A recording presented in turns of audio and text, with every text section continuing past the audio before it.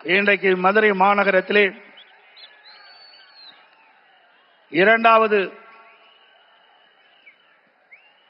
தேர்தல் பிரச்சார கூட்டம் தேசிய ஜனநாயக கூட்டணியின் சார்பாக நடைபெற்றுக் கொண்டிருக்கின்ற மாபெரும் பொதுக்கூட்ட நிகழ்ச்சியிலே கலந்து கொண்டு எழுச்சியுரை ஆற்ற இருக்கின்ற போற்றுதலுக்குரிய உலக நாடுகளே மெச்சுகின்ற அளவிற்கு சிறப்பான நல்லதொரு ஆட்சியை இந்திய திருநாட்டிற்கு கொடுத்துக் கொண்டிருக்கின்ற பாரத பிரதமர் மாண்புமிகு நரேந்திர மோடி அவர்களே, நிகழ்ச்சியிலே பங்கு பெற்றிருக்கின்ற மத்திய அமைச்சர் பெருமக்களே, பாரதிய ஜனதா கட்சியினுடைய தலைவர்களே, எனக்கு முன்னாலே பேசி அமர்ந்திருக்கின்ற பாட்டாளி மக்கள் கட்சியினுடைய தலைவர், மதிப்புக்கும் மரியாதைக்கும் உரிய டாக்டர் அன்புமணி அவர்களே, மரியாதைக்குரிய அம்மா மக்கள் முன்னேற்ற கழகத்தினுடைய பொதுச் செயலாளர், மரியாதைக்குரிய சகோதரர் திரு டிடிவி தினகரன் அவர்களே, மரியாதைக்குரிய முன்னாள் அமைச்சர் தமிழ் மாநில காங்கிரஸ் தலைவர் அண்ணன் ஜி கே வாசன் அவர்களே, மேடையிலே வீட்டுக்கின்ற தேசிய ஜனநாயக கூட்டணியில் அங்க வைக்கின்ற கட்சியினுடைய தலைவர்களே, வரியிலிருந்து சிறப்பித்துக் கொண்டிருக்கின்ற அனைத்து இந்திய அண்ணா திராவிட முன்னேற்ற கழகத்தினுடைய பல்வேறு பொறுப்புகளை வைக்கின்ற நிர்வாகிகளே, தேசிய ஜனநாயக கூட்டணியில் அங்க வைக்கின்ற கட்சியினுடைய நிர்வாகிகளே, தொண்டர்களே, கழக உடன்பிறப்புகளே, பத்திரிகையாளர்களே, ஊடக நண்பர்களே, பெரியோர்களே, தாய்மார்களே, விவசாயிகளே, விவசாய தொழிலாளர்களே, அத்தனை பேருக்கும் என்னுடைய முதற்க நடிகலந்த வணக்கம். மதுரை என்று சொன்னாலே நமக்கு எல்லாம் ஞாபகம் வருவது மதுரை மீனாட்சி அம்மன் எழுந்தருளியுள்ள மதுரை மாநகர். அப்படி மீனாட்சி அம்மன் எழுந்தருளியுள்ள இந்த பகுதியிலே இரண்டாவது தேசிய ஜனநாயக கூட்டணியுடைய தேர்தல் பிரச்சார கூட்டம் நடைபெற்றுக் கொண்டிருக்கிறது.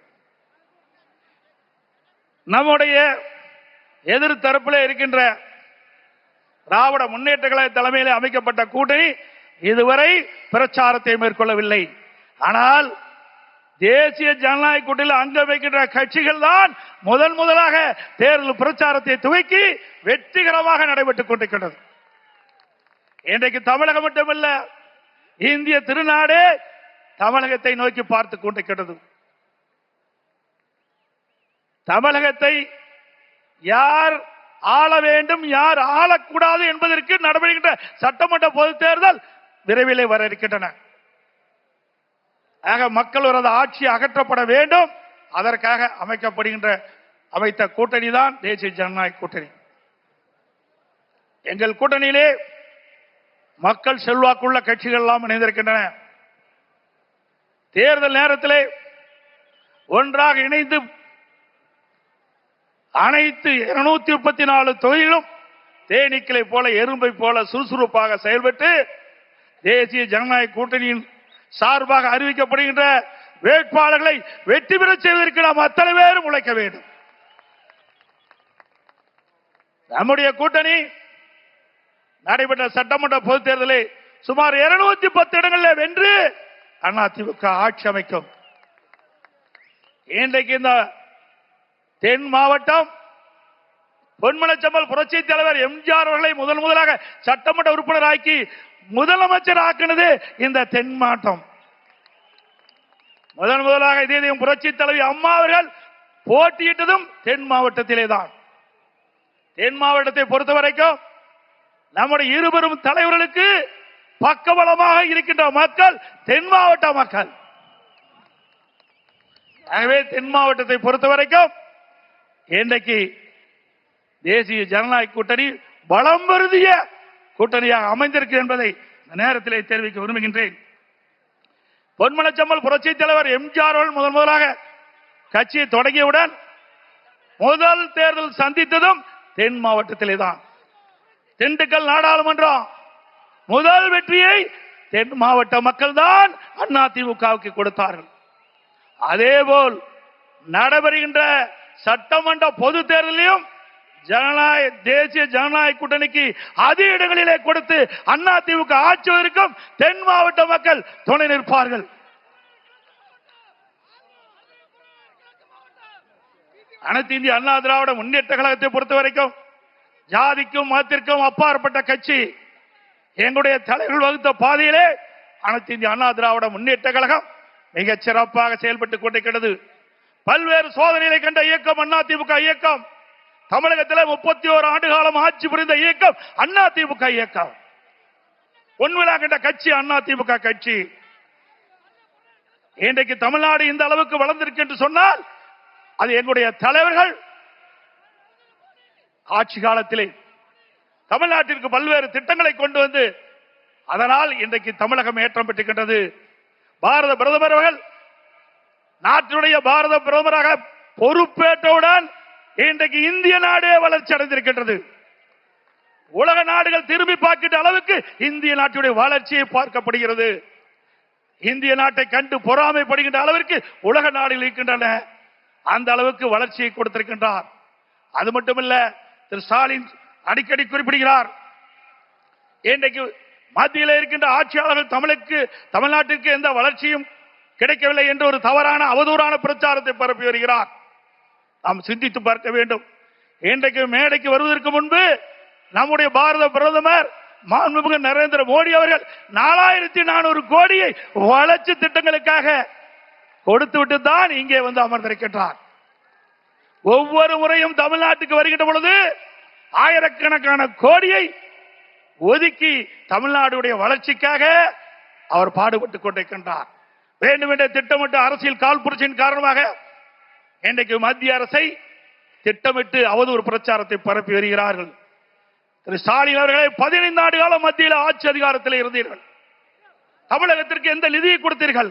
என்ன திட்டத்தை கொண்டு வந்தீர்கள்? அதனால் தமிழக மக்கள் எந்த ஏற்றம் பெற்றார்கள் என்று உங்களால் சொல்ல முடியுமா?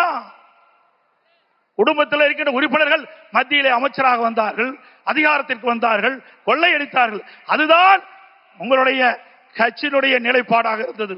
திராவிட முன்னேற்ற கழகம் ஆட்சிக்கு வந்து ஒரு அரசு மருத்துவக் கல்லூரி மருத்துவமனை பெற முடியவில்லை. அது மட்டுமல்ல, இன்றைக்கு மத்திய அரசாங்கம் வந்த பிறகு இன்றைக்கு பாம்பன் ரயில்வே பாலம் அற்புதமாக கட்டி கொடுத்திருக்கின்றார்கள். அதோடு அனைத்து இந்திய அண்ணா திராவிட முன்னேற்ற கழக ஆட்சி இன்றைக்கு மாண்புமிகு அம்மா இருக்கின்ற பொழுது தென் மாவட்ட மக்களுக்கு பயன்படுகின்ற விதமாக எய்ம்ஸ் மருத்துவமனை வேண்டும் என்று கேட்டார்கள். உடனடியாக மத்திய அரசு கொடுத்து அந்த பணி நடந்து கொண்டிருக்கிறது. அதையும் முடக்க பார்த்த அரசாங்கம் தான் திராவிட முன்னேற்ற கழக அரசாங்கம். இன்றைக்கு அனைத்து இந்திய அண்ணா திராவிட முன்னேற்ற கழக பல்வேறு திட்டங்களை நாங்கள் நிறைவேற்றி தந்திருக்கிறோம். தத்தனேரி முதல் ஆரப்பாளையம் வரை பேருந்து நிலையம் வரை புரட்சி தலை அம்மா பாலம், மதுரை கோரிப்பாளையம் பெரிய பாலத்திற்கு இடையாக புதிய பாலம், அதற்கு புரட்சி தலைவர் எம்ஜிஆர் பாலம், அரசு ராஜாஜி மருத்துவமனை ரூபாய் 250 கோடி ரூபாயிலே அதை தரம் உயர்த்திருக்கிறோம். மதுரை காமராஜர் பல்கலைக்கழகம் 50 கோடியிலே உயர்மட்ட பாலம், ஸ்மார்ட் சிட்டி திட்டங்கள் மத்திய மாநில அரசு சுமார் 1100 கோடி ஒதுக்கப்பட்டிருக்கிறது. மதுரை மக்கள் நீண்ட காலமாக பாதுகாக்கப்பட்டது குடிநீர் வழங்க வேண்டும் என்று கோரிக்கை வைத்தார்கள். அந்த கோரிக்கையை ஏற்று அனைத்து இந்திய அண்ணா திராவிட முன்னேற்ற கழக அரசு இருக்கின்ற பொழுது சுமார் 1296 கோடி நிதி ஒதுக்கீடு செய்யப்பட்டு இன்றைக்கு லோயர் கேம்ப் அங்கே இருந்து குழாய் மூலமாக தண்ணீரை கொண்டு வந்து நம்முடைய மதுரை மாநகர மக்களுக்கு தங்குதடை இல்லாமல் நீரை வழங்குவதற்கு அடிக்கல் நாட்டப்பட்டு அந்த திட்டத்தை துவக்கி வைத்த அரசாங்கம் அதிமுக அரசாங்கம். அதுபோல மதுரை மாநகருடைய போக்குவரத்தை குறைப்பதற்காக சுமார் 27 கிலோமீட்டர் சுற்றுச்சாலை அமைத்து கொடுத்ததும் அதிமுக அரசாங்கம். முடக்கு சாலை பறக்க பாலம் 50 கோடி. அதே போல கோவை கொடிசியா அங்க இருக்கின்ற அதே போல மதுரையிலே சிட்டி சென்டர் மிகப்பெரிய அரங்கம் அமைக்கப்பட்டிருக்கின்றது. அதோட வைகை ஆற்றின் குறுக்கே உயர்மட்ட பாலம், வைகை ஆற்றின் இருகரையில் ஒட்டிய சாலைகள், காலவாசல் உயர்மட்ட பாலம், பாண்டி கோயில் அருகே உயர்மட்ட பாலம், மதுரை நத்தம் சாலையிலே 7 கிலோமீட்டர் நீளத்திற்கு பறக்கும் பாலம் மத்திய அரசின் துணையோடு இன்றைக்கு 40 ஆண்டு கால கனவு உசிலம்பட்டியிலே 58 கால்வாய் திட்டத்தை முழுமையாக நிறைவேற்றப்பட்ட அரசாங்கம் அதிமுக அரசாங்கம். வைகை குண்டாறு திட்டம் ஏற்கனவே பாட்டாளி மக்கள் கட்சியுடைய மரியாதைக்குரிய முன்னாள் மத்திய அமைச்சர் திரு அன்புமணி ராமதாஸ் குறிப்பிட்டதை போல காவிரி குண்டாறு திட்டத்தை நாங்கள் துவக்கி வைத்தோம். அதையும் முடக்கிய அரசாங்கம் திமுக அரசாங்கம். அதே போல வண்டியூர் கண்மாய் சீரமைக்க நிதி ஒதுக்கியது, அதை ஸ்டாலின் சிக்கர் ஒட்டி திறந்து வைத்திருக்கின்றார். மதுரை மாநகர பகுதியில் 4 தடுப்பணைகள் கட்டப்பட்டன.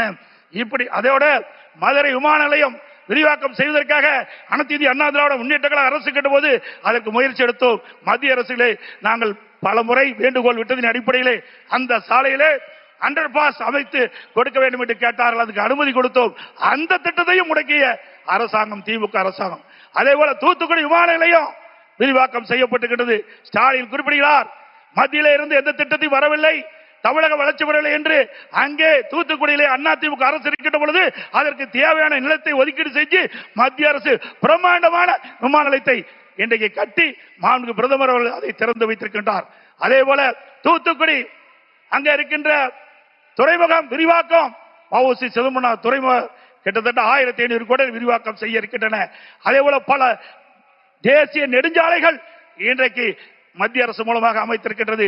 இப்படி அனைத்து இந்திய அண்ணா திராவிட முன்னேற்ற கழக ஆட்சியிலும் எண்ணற்ற திட்டங்களை கொடுத்திருக்கின்றோம். அதே போல மத்தியிலே இன்னைக்கு பாரத பிரதமர் மரியாதைக்குரிய நரேந்திர மோடி அவர்கள் வந்த பிறகு இன்றைக்கு பல்லாயிரக்கணக்கான கோடி தமிழ்நாட்டுடைய வளர்ச்சிக்காக நிதி ஒதுக்கீடு செஞ்சு திட்டங்கள் நிறைவேற்றப்பட்டுகின்ற செய்தி இந்த நேரத்தில் தெரிவித்து, வருகின்ற சட்டமன்ற பொதுத் தேர்தலில் நம்முடைய தேசிய ஜனநாயக கூட்டணியுடைய வேட்பாளர்கள் போட்டியிடுவார்கள். அவர்களுக்கு முழு ஆதரவை நல்கி அனைவரையும் வெற்றி பெற செய்ய வேண்டும் என்று அன்போடு கேட்டு, மீண்டும் நம்முடைய ஆட்சி மலர வேண்டும், குடும்ப ஆட்சிக்கு முற்றுப்புள்ளி வைக்க வேண்டும், வாரிசு அரசியலுக்கு முற்றுப்புள்ளி வைக்க வேண்டும். அது மட்டுமல்ல, மக்களோட ஆட்சி அகற்றப்பட வேண்டும். ஆகவே ஒவ்வொருவரும் தன்னெழுச்சி கொண்டு விறுவிறுப்பாக செயல்பட்டு, சுறுசுறுப்பாக செயல்பட்டு, சுழன்று செயல்பட்டு நம்முடைய கூட்டணியில் அங்க வைக்கின்ற அனைத்து கட்சி துணையோடு எதிரிகளை வைத்து மீண்டும் வலிமையான பாரதம், வளமான தமிழகத்தை உருவாக்க வேண்டும் என்று சொல்லி வாய்ப்புக்கு நன்றி கூறி விடைபெறுகிறேன். நன்றி, வணக்கம்.